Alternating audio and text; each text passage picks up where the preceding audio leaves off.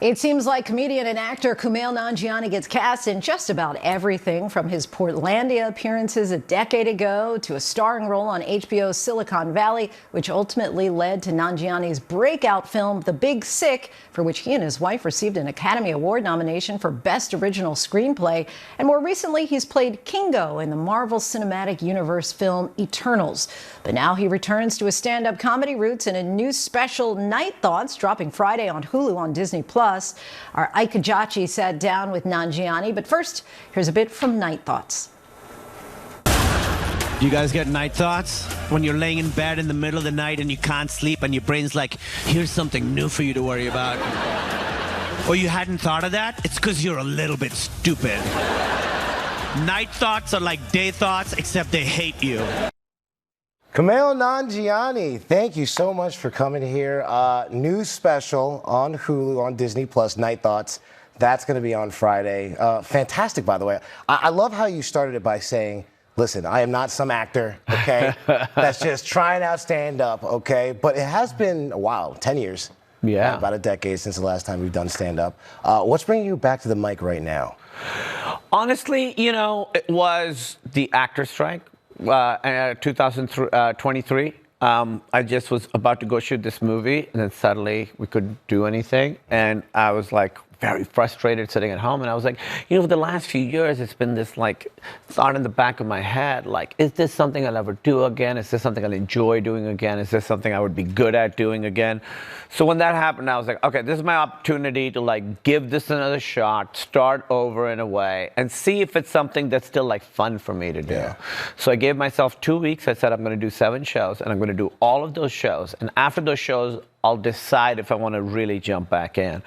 And then that 7th show felt a little like old times. Yeah. So that's when I go back into it. This special went from everything. It went from anxiety to cat medication.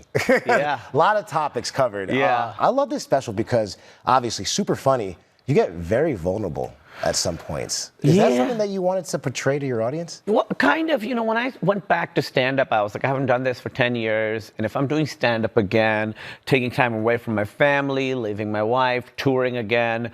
So the goal I set for myself was, how can I be most authentically me on stage? How can I talk about all the stuff that's important to me, stuff that I think about, stuff that's hard for me to talk about? That was the goal. So very specifically, you know, my first special I did was called Beta Male. I did it in 2013. And that was like the best of my first 10 years of doing stand-up.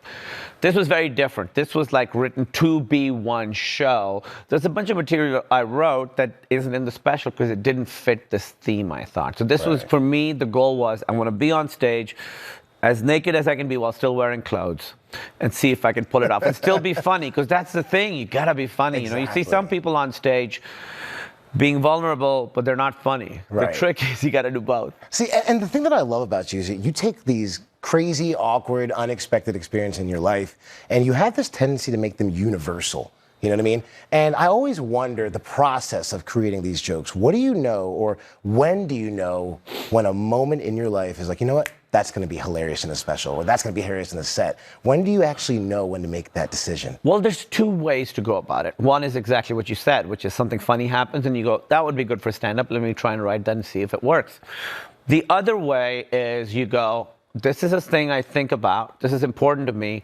How do I make it funny? So in one, you're finding the funny thing and then writing a story, a bit around it. The other is finding stuff that's important to you that you think about and then trying to make that funny and communicate that to an audience. And this show, for the most part, was that second thing. Some of the things I start off with are just like funny ideas and observations I had, but then I was like, okay, for instance, you know, I talk a lot about my cat being sick in this special. So I was like, this is something I think about. I medicate her 5 times a day, every day. She's so like special to me. Obviously not an easy thing to talk about. How can I get on stage and make it funny for an audience? And what was really special about that was, as soon as I started talking about my cat being sick, you could feel the audience change, because everybody has had an experience with a sick pet, with a pet that they've lost, a pet that they have that they don't want to lose. So suddenly the vibe in the room would change in a really lovely way. It would make us all sort of feel like we were all in it together. So I found that the more I talked about stuff that was difficult for me to talk about, the more the audience was on my side. And to be honest, to see your hard work, I'm sure obviously you know what you put into things, but to see other people recognize, and that just happened with this stand-up special, Golden Globe nomination. Congratulations on that. Thank you. How does it feel to finally be recognized on just your stand-up? It feels great because, you know, when you do a movie or a TV show, you are at the mercy. You're a small part of a much bigger whole. You're generally a small part of somebody else's vision, right? And there's a joy to that. Like, there's a big puzzle, and I'm this little piece here. With this, I'm the whole puzzle. I write it beginning to end. I perform it beginning to end. I decide what goes in it. I decide what doesn't go in it. I pick the venue. I'm involved in the editing. I'm involved in the sound design.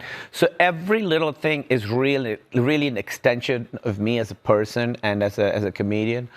So it feels really good to have a thing. You're like, this is what I want to present to the world as me at this point in my life right now. To have it be recognized feels pretty good. Yeah, I'm sure it does. Kumail Nanjiani, my man, thank you very much. Thank you so much for having me. Glad you liked the special. I loved it. What a talented and funny guy there are. Thanks to Ike Ejiochi and Kumail Nanjiani for that conversation. Night Thoughts will start streaming on Hulu on Disney Plus tomorrow.